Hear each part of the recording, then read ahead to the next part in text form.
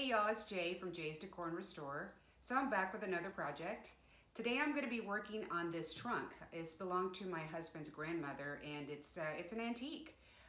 It's in really good shape structurally. However, there were a lot of dings and scratches and just some old varnish that needed to be removed. So I've already done that. I actually did that about a month or so back. I just haven't had time to finish it. So I stripped the varnish and sanded it already. So today I'm really just going to be working on staining it. But I want to give you a closer look as to what the trunk looks like inside and out, and then we'll get started. And here is a closer look at the trunk. As I mentioned, it's in really, really good shape. There are really no gashes or anything that I need to fill in with wood filler. So really it just requires a nice stain. And what I typically will do is when I pick out a stain, a lot of times what it looks like at the store is not really what it'll look like on the wood, because it depends on the type of wood you're working with. So I'm going to go ahead and let me get closer here. So as I lift this lid, I usually will pick an area to stain that is not visible to everyone else, just to ensure that that it is the color that I'm shooting for. So I stained the top of the lid, or the inside of the lid, and I actually really do like the color that this is the color I'm going for. As you can see, the inside also is in really good shape. So I'm gonna go ahead and we're gonna get started.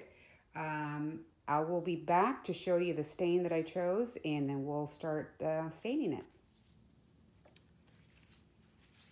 So I'm going to start preparing the trunk for staining, and what I'm going to start with is this pre-stain wood conditioner by Minwax.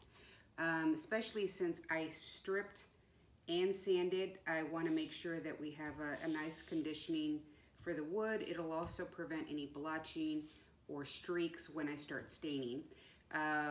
What you want to do is just take a light coat, go with the grain of the wood, and then you're going to leave this on for 5 to 15 minutes. But since I've done a lot to this with the sanding and the stripping of the varnish, I'm going to go ahead and leave it on for 15 minutes.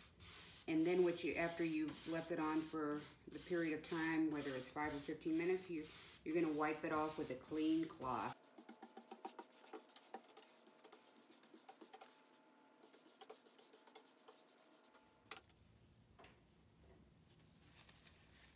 I'm ready to start staining now. The color I've chosen is Red Chestnut by Minwax. And the supplies I'm going to be using for this is going to be a nice big brush. And then I buy these little terry cloth sponges at Harbor Freight. What you're going to use this for is, once you have stained it, you're going to, depending on how rich you want the color, if you want just a light color, you'll stain your surface and then immediately wipe it off with these terry cloth sponges. I typically like a little bit richer color, so I'll keep it on for about 5 minutes and then I'll wipe it off. It's important that you wipe it off though, because if you don't, it'll stay sticky. So you don't want a sticky surface. So I'm gonna go ahead and get started. Let me remove the sponge. And again, here it's really important when you're staining that you're going with the grain of the wood, because unlike paint, the wood is actually absorbing all of this, and you want to make sure that it looks like it actually came that way. You don't want it to have splotches or different strokes going in different directions. So you just keep doing, go ahead and do this surface, and then once I wait about 5 minutes, I will come back and I'll just show you how we wipe it off. So.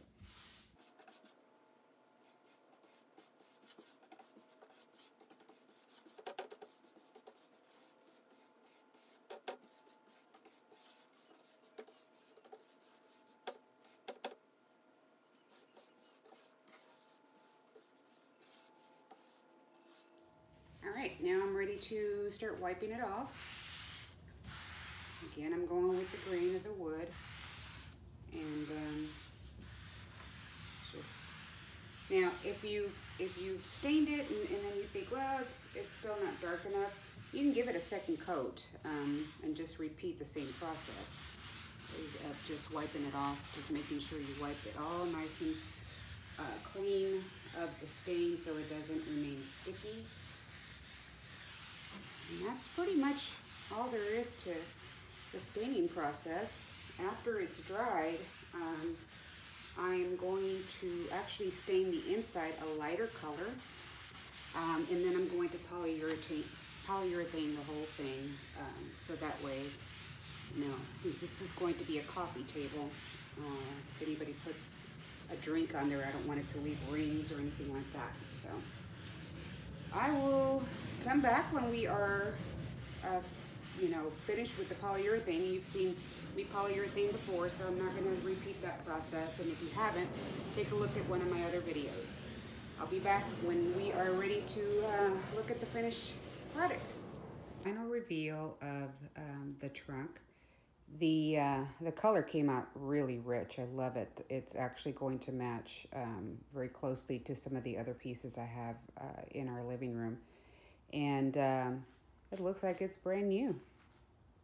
I'm going to come in closer so you can see how nice. I added 2 coats of polyurethane just to make sure that they're, you know, we prevent from scratches or rings from drinks that may be put on there.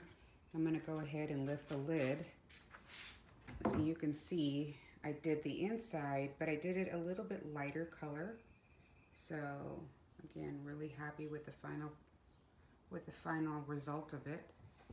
And well, this is the last of it for this video. Thanks for watching. Again, don't forget to subscribe and like and share with your friends. On to the next project. See you again.